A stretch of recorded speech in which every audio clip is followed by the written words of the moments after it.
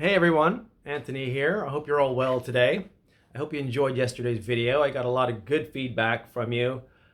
People were saying, yeah, what a timely thing. You've kind of just really nailed how I feel about photography right now. And I knew there are more of you out there because it happens to all artists. So today I want to, yesterday was about ideas and going out and trying something with intention, with an idea to accomplish something, a project, something like that. But today I want to talk about inspiration, because via inspiration we generate ideas.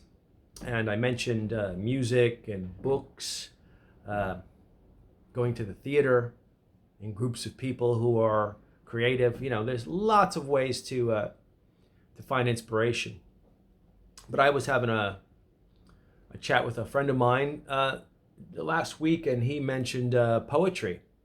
I was talking about this subject in particular, and he mentioned, how about poetry? And I was like, oh, I don't know much poetry.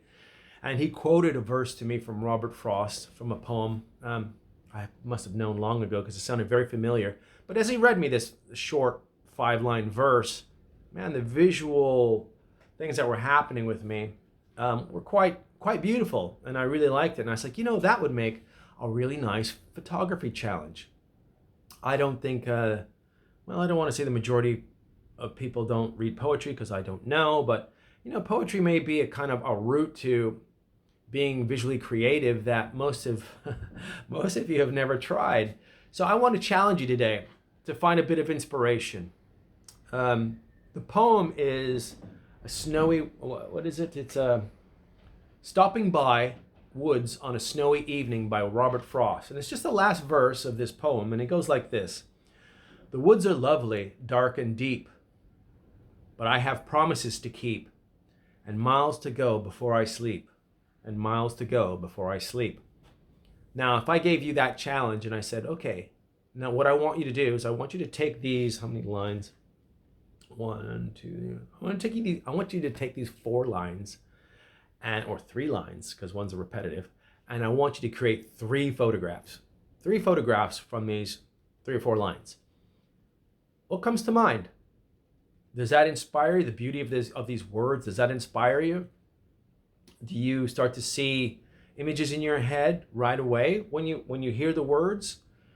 I'm gonna put it in the. I'm gonna put this last verse in below this video, and if you want to do this challenge, it's 3 photos, yeah, 1 for each line.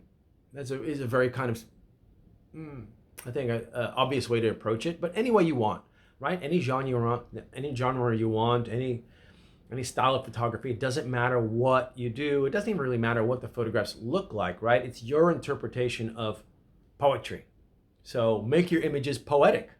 That would be another piece of advice.